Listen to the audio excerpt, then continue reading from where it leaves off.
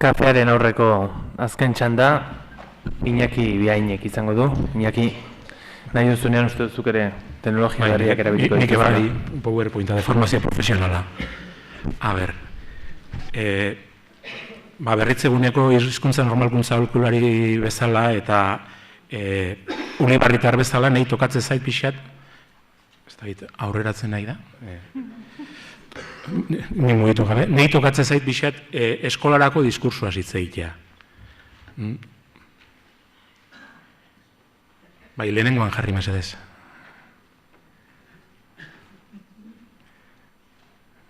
Hori da.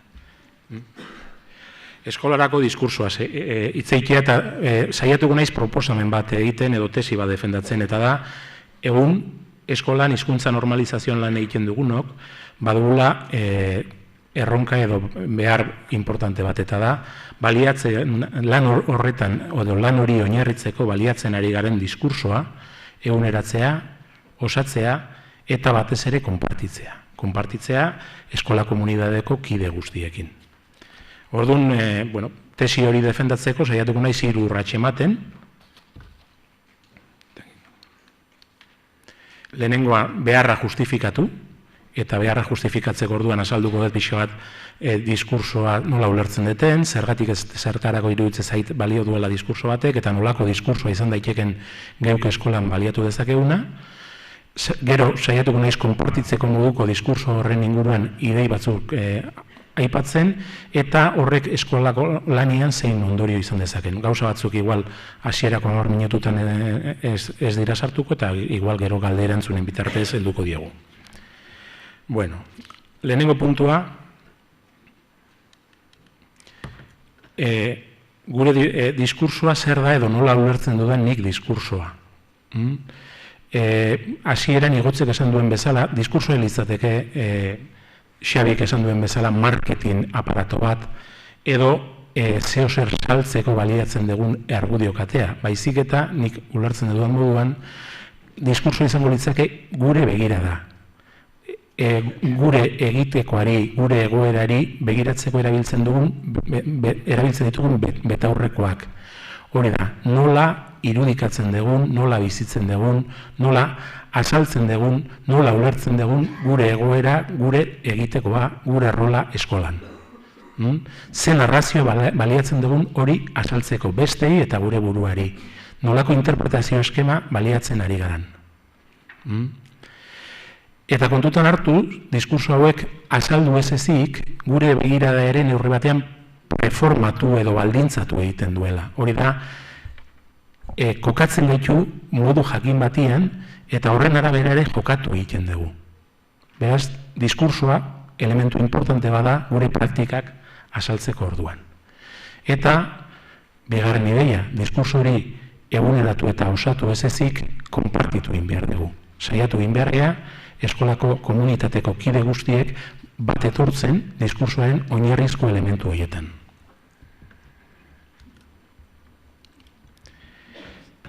Zergatik diskurso bat, edo diskursoa eguneratu, edo zergatik diskursoa osatu. Egoera, aurrekoek ere aipatu duten bezala, azken urte hauetan asko aldatu delako. Egoera askoz konplexuagoaren aurrean kokatzen ari gea, momentu hontan duela 25 urte edo 15 urte baino.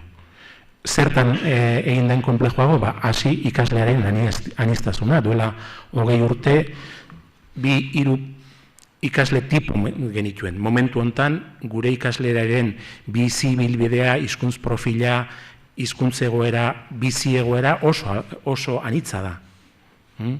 Horretaz aparte, hezkuntza xede eta eskakizunak asko konplexuagoak dira eta ambiziosoagoak. Duela 30 urteko diskursoak zentratzen ziren jakintzetan. Duela 15 urteko kurrikulunak proposatzen zigun, ja nolabait, prozeduretan eta jarreretan ere aritzea. Duela 5 urteko diskursoa, ja esan zigun ez kompetentziak edo gaitasunak garatu behar dituzu, hori da jakintza aplikatua. Hori da, gizarte egoera errealetan jarduteko trebetasunak. Eta gainera, eskolan hizkuntza normalizazioarena ez da erronka bakarra, eta zenbait momentutan ere, igual ez da momentu hortan lehen mailan dagoena, erronka ugari ditugu, izan aniztasunaren inklusioa, kultura aniztasuna, elkarbizitza, hizkuntza aniztasuna eta atzerriko hizkuntzen trataera, erronka ugari ditugu, eta neurri batian beharko genuke diskurso bat erronka horiek bateragarri aurkeztuko lituzkena. Eta gainera, askotan zalantzan, egon gaitezkea haizeak alde jotzen duen. Alde, atzetik, aurretik, albotik, indartsu, ahul, nola, bola bakara edo jarraitua. Orduan, nolait, garai konplexu honen aurrean ikustet behar dugula diskursoa osatu. Eta gainera, egoera ez da aldatu bakarrik kanpoko egoera, gure motxila ere asko aldatu da. Ibilbide luzea egin dugu, eta horrek eskarmentua eman digu. Ondorioak atera ditugu. Gaur egun ikasleen gaitasuna edo erabilera aztertzeko daukagun begirada ez da duela 15 urte genuena. Kriterio sendoagoak ditugu, interpretazio eskema argigarriagoak. Ez bakarrik gure eskarmentu personalagatik, baizik eta hor kanpoan ere gonda jendia, hauetako batzuk besteak beste, bere azterketek, bere ikerketek, bere teoriek eskaini dizkigutenak, eta horri ezker momentu honetan besteak beste badakigu ikasle batek gaitasun nahiko izateko zen baldintza behar ditun. Edo ikasleen euskararen eskola erabilera nolakoa dan, nolako binakera daukan eta zeren aberako izaten da, ikarketak erakutsi ziguna. Edo klusterrak egindako erabileraren markoa esplikatzeko eskema horrek asko argitzen digu zeintzu diren gure ikasleen erabileran eragiten duten faktore nagusiek.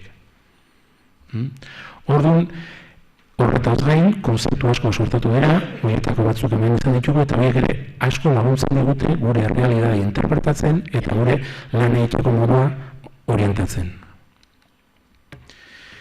Eta horren aurrian, sensazio bat. Eskolan, euskararen normalizazioa saritzeko, gure lana oinarritzeko, justifikatzeko, baliatzen ari garen diskursoa esaltzaiguan kamuz gelditu. Pista onak ematen aldizkigu, nahiko esplizito eta zehatza alda besteekin adostu alizateko, edo nahiko etereo eta zehaztu gabea. Diskurso horrek nahiko adostasuna biltzen aldu, bizi bere hizkuntzarekiko sensibilidade ezberdina edukidatzeken jendeak bat etorri daiteke diskurso horretan. Atxeinen hizkuntzan zentratutako diskurso batean, hasiera batean baziruden gaitasuna lortu behar genuela. Duela 15 urte konturatu ginen eta denbora gehiago erabilerak ere gakua zala, baina eta erabilera sustatzeko ekimen multzo bat jarri dugu indarrean. Baina askotan gure buruari galdetzen baldin badiogu eskolan ikasleen artean erabilera sustatu, zergatik eta zertarako, eta galdera horrek igual zenbaitetan arrapatzen gaitu pixkat deskonzertatu egiten gaitu, ez da? Zenbait gertatu izan zait. Hori galdetu eta egia esan, oain arte gure ikastetxean honetaz ez dugu gure artean hitz egin. Eta zergatik eta zertarako hiek ere askotan zergatik eta zertarako sakonena.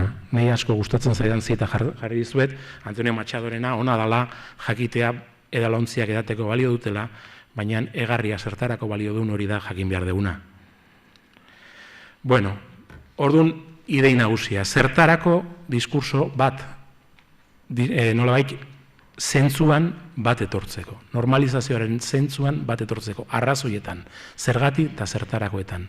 Gizakiok mugitzen gea arrazoiak ikusten ditugunean. Eta bat joango gara arrazoietan bat etortzen gara. Beraz, konsensua batez ere arrazoietan bilatu behar dugu eta ez ekintzetan. Diskurso azkenean, ibilbide horri izango litzateke, ibilbide horri bateratzaile bat. Eta ibilbide hori eraskotakoa izan daiteke, hemen ikusten dezue, badezuela mapa ez oso zehaztu bat, gero teknologia berrietarako mapa Google Maps moduko hietako bat, eta gero beste mapa bat asko zehatzago profesionaletako mapetako bat. Orduan, guk behar dugu diskurso zehatz bat, ibilbide batera eramango baituna, eta zenbaitek, profesionalek, agian beharko dugu, 3. motako diskurso hori, baina gure ingurukoek agian beharko dute 2. mailako diskurso hori. Hori da, igual, Jon Emirek esaten bezala, diskurso ezberdinak ez dakit, baina diskurso asaltzeko edo modalizatzeko modu ezberdinak bai. Bueno. Eta diskurso aldatu ere, nolabait gure irudikapenak baikortu behar ditugulakoan. Askotan, nahiko diskurso begira da bezala ulertzen baldin badugu, askotan betaurrekoak oso beltzak erabiltzen ditugu. Bai geuk eta diskurso ilun hori ere ikasleen gana nik uste taileatzen dela. Euskararen aldela neikia erronkaitzela da, nekia eroi tragikoarena guk edo egiten espaldin badugu hizkuntza hilko zaigu. Beste modu batez ere kontatu daiteke, erronkaitzela da, hori da, abentura bat daukagu aurrian, esplorazio bidai bat. Abentura zale rola jokatzeko aukera daukagu, bide urratzaile izatearena, erronka horretan, abentura horretan, partaide, protagonista izateko privilegioa daukagu. Eta esaten zuten bezala ere, txikiak, bakartuak, baztertuak garela izan beharrean, munduan mundu alakoa da. Nodoak dira eta nodo horietan txikiak, minoriak daude, dana gara minoria. Irudi honekin irudikatu bidei hori, ez? Nekearena, zamarena edo bidai, atseginarena, ez? Eta normalizazio lanerako bidai horretan nola daukagu eskifaia.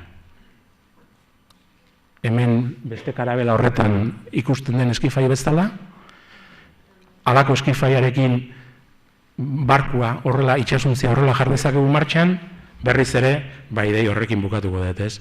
Diskurso bateratzaile bat behar dugu, eta horri gero zehituko dugu ideiarekin.